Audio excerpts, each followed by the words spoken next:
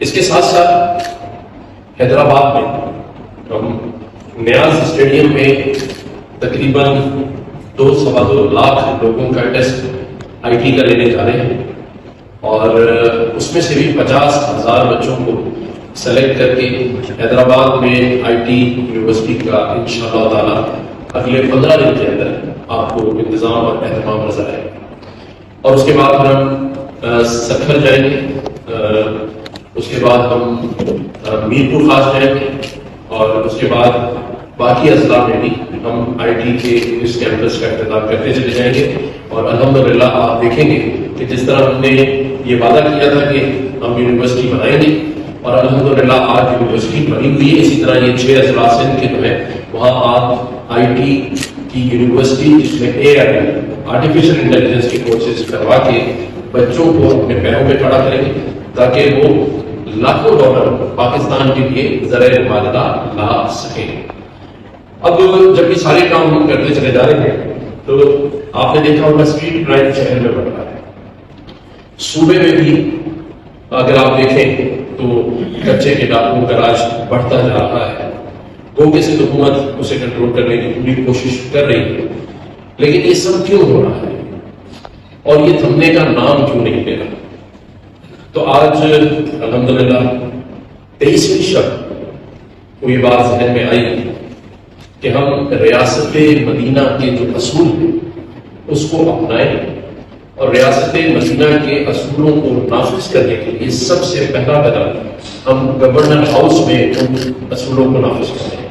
اور governor house میں جو مساوی سلوک آپس میں ایک دوسرے کے ساتھ ہے اس کو نافذ العمل کیا جائے گا، تاکہ جو یہاں ایک اسلام نے اور مدینہ کی ریاست کا یہ اصول تھا کہ مسلمانوں کو برابری کی اجازت ہے،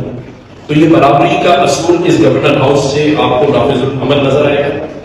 اس کے ساتھ ساتھ سود کا نظام میں نے جیسے کہا کہ بڑا ضروری ہے کہ اس سے پاک کیا جا سکے، اور اس کے ساتھ ساتھ جیسے میں نے کہا تمام مذاہب کو اجازت ہوگی اپنے اپنے پروگرامس کی، اپنی اپنی عبادت گاہوں کی، مساوی سلوک ہوگا، اور اس کے ساتھ ساتھ ہم یہ یقین دلائیں گے کہ اس گورنر ہاؤس میں کم از کم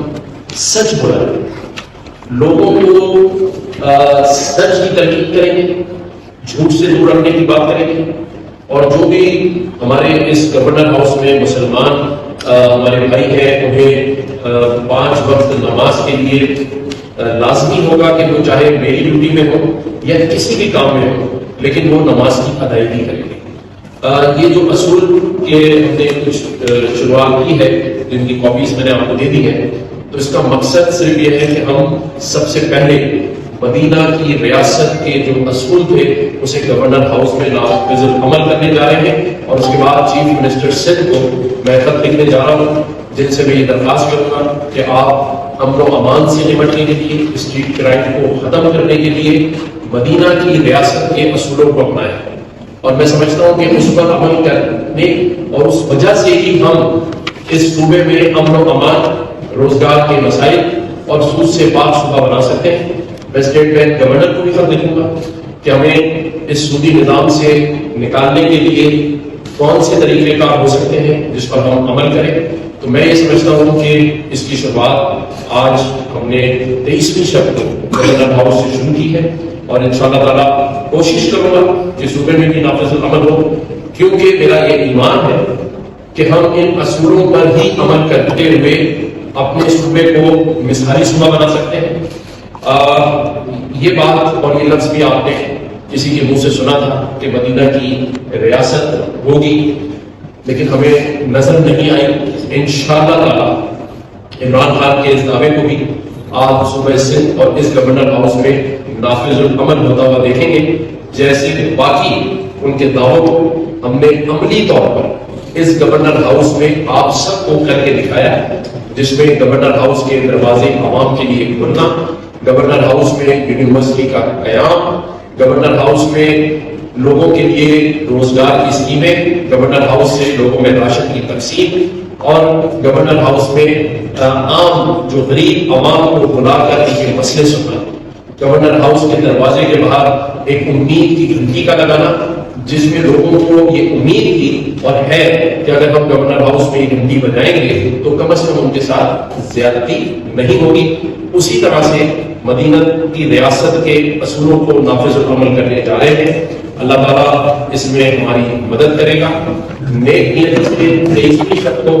اس چیز کا اعلان کر رہا ہوں. اس پہ مشاورت جاری اور ساری رہے گی علماء کرام سے. آج میں نے جامعہ گلوریا کے جو مفتی ہیں مفتی نعمان صاحب سے تفصیلی بات چیت کی. مفتی بلال صاحب سے میری بات چیت ہوئی ہے اور میں اس پہ مفتی تقی عثمانی صاحب جو ہمارے ایک بہت ہی بڑے علماء میں ان کا شمار ہوتا ہے,